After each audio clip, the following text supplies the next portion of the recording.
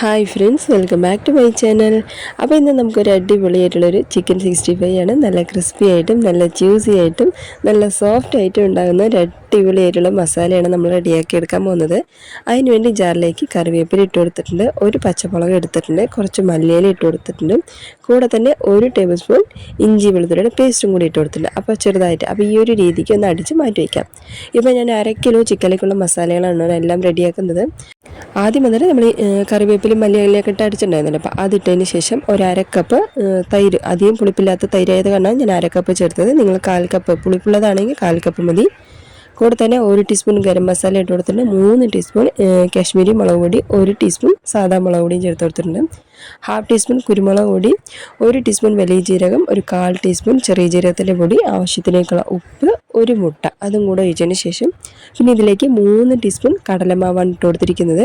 പിന്നെ 1/4 cup cornflour മാവും കൂടെ ചേർത്തിട്ട് 1/2 ലെമണാണ് കേട്ടോ. അപ്പോൾ നമ്മൾ തൈരും ചേർത്തിട്ടുണ്ടല്ലോ, അപ്പോൾ അതിന് പകുതി ലെമൺ മതി. ഇതും കൂടെ ചേർത്തിട്ട് നന്നായിട്ട് മിക്സ് ചെയ്ത് കൊടുക്കാം. നല്ല കൈകൊണ്ട് കുഴച്ച് നന്നായിട്ട് മിക്സ് ചെയ്തതിന് ശേഷം ഞാൻ ഫ്രിഡ്ജിൽ 1 മണിക്കൂർ വെച്ചിട്ടുണ്ടായിരുന്നു. ഫ്രീസറിലല്ല, നോർമലാണ്. ഞാനിപ്പോൾ 1 മണിക്കൂർ വെച്ചതാണ്. എനിക്ക് സമയം അത്രയുള്ള കാരണം ഞാൻ 1 മണിക്കൂർ വെച്ചാണ് കേട്ടോ. നിങ്ങളില്ലെങ്കിൽ ഒരു 1/2 മണിക്കൂർ ഫ്രീസറിൽ വെച്ചെടുത്താലും മതി. അപ്പോൾ തന്നെ നമുക്കത് കറക്റ്റായിട്ട് സെറ്റായിട്ട് കേട്ടോ. അപ്പോൾ നമ്മൾ 1 മണിക്കൂറിന് ശേഷമാണ് എണ്ണ, നിങ്ങൾക്ക് ഞാൻ ഇടുന്ന സമയത്ത് മനസ്സിലാവും എണ്ണ ഒരുപാടും ചൂടായിട്ടില്ല. ഞാൻ ഏകദേശം സിമ്മിൽ വെച്ചതിന് ശേഷമാണ് ഞാൻ ഇട്ട് കൊടുത്തിരിക്കുന്നത്. അപ്പോൾ ഇതുപോലെ നമ്മൾ എല്ലാ പീസും നമ്മൾ ഒരുവിധം എണ്ണ ഒഴിച്ച് കൊടുക്കുക കേട്ടോ. അതിന് ശേഷം നമ്മൾ എല്ലാ പീസുകളും ഇട്ടതിന് ശേഷം ഇപ്പോൾ ഇത് കണ്ടല്ലോ, ഇപ്പോൾ സിമ്മിലാണ്. ഇനി ഞാൻ കുറച്ച് കൂട്ടും, അതായത് സിമ്മിലും അല്ല ഹൈയിലും അല്ലാണ്ട് ഇടയിലായിട്ട് വെച്ച് കൊടുക്കാം. അപ്പോൾ ഈ ഒരു എണ്ണ തിളയ്ക്കുന്ന സമയത്ത് നിങ്ങൾക്ക് മനസ്സിലാവും ഇപ്പോഴത്തേക്കുള്ള വ്യത്യാസം മനസ്സിലായല്ലോ അല്ലേ. അപ്പോൾ അതുപോലെയാണ് നമ്മൾ ഒന്ന് ഫ്ലെയിം നമ്മൾ വെച്ച് കൊടുക്കേണ്ടത് കേട്ടോ. അപ്പോൾ അതുപോലെ നമ്മൾ വെച്ചതിന് ശേഷമാണ് ഞാനിപ്പോൾ ഒരു മിനിറ്റ് നമ്മൾ ഒന്ന് സെറ്റാകുമ്പോൾ കൊടുത്തതിന് ശേഷമാണ് ഞാൻ ആദ്യം ഇട്ട 3 പീസ് മാത്രമാണ് ഇപ്പോൾ തിരിച്ചിടുന്നത്, ബാക്കി എല്ലാം ഇട്ട് കൊടുക്കുന്നില്ല. പിന്നെ ഒരു മിനിറ്റ് കൂടെ കഴിഞ്ഞതിന് ശേഷമാണ് ബാക്കിയുള്ളതെല്ലാം ഞാൻ തിരിച്ചിട്ട് കൊടുക്കുന്നത് കേട്ടോ. അതിന് ശേഷം പിന്നെ നമുക്ക് എല്ലാം തിരിച്ചിട്ട് കഴിഞ്ഞാൽ പിന്നെ നമുക്ക് ഏകദേശം എല്ലാം സെറ്റായിട്ടുണ്ട്. നമുക്കിപ്പോൾ എണ്ണയിൽ നിങ്ങൾക്ക് കാണുമ്പോൾ മനസ്സിലാവും നമ്മുടെ മസാലകളൊന്നും പിരിഞ്ഞ് വരാതെ കറക്റ്റായിട്ട് സെറ്റായിട്ടുണ്ടെന്നുള്ളത്.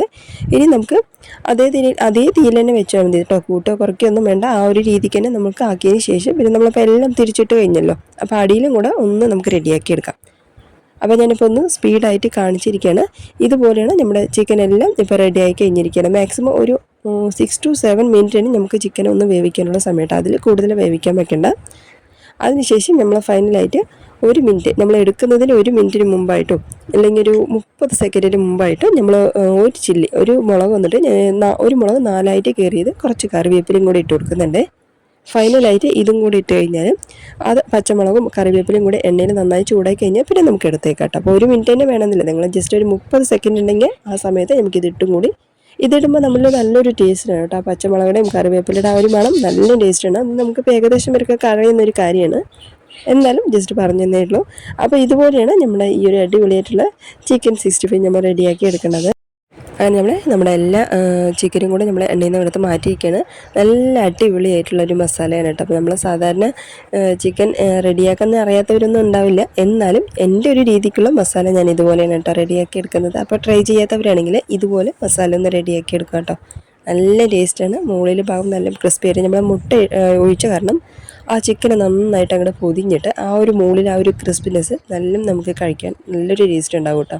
അപ്പോൾ എന്തായാലും നിങ്ങൾ ഇനി ചിക്കൻ ഒന്ന് റെഡിയാക്കുകയാണെങ്കിൽ ഇതുപോലെ മസാലകളൊക്കെ ഇട്ട് നല്ല ടേസ്റ്റി ആയിട്ട് നമ്മൾ വീട്ടിൽ റെഡിയാക്കി കൊടുക്കുക കേട്ടോ. നല്ല ടേസ്റ്റാണ്. കഴിക്കുന്ന സമയത്ത് ഞാനത് നിങ്ങൾക്ക് എടുത്ത് കാണിച്ചു തരാം. നല്ല സോഫ്റ്റ് ആയിട്ടുണ്ടാവും, നല്ല കറക്റ്റായിട്ട് വെന്ത് വന്നിട്ടുണ്ടാവും. എന്തായാലും ഞാൻ ഇത് നിങ്ങൾക്ക് എടുത്ത് കാണിച്ചു തരാം. എത്ര സോഫ്റ്റ് ആയിട്ടും നല്ല ക്രിസ്പി ആയിട്ടും നല്ല ചെറിയൊരു ജ്യൂസി ആയിട്ടും ഉണ്ടാവും കേട്ടോ നമുക്ക്. എന്തായാലും ഞാനിത് എടുത്ത് കാണിച്ചു തരാം. ഞാനിതിപ്പോൾ നല്ല ചൂടാണ് കേട്ടോ.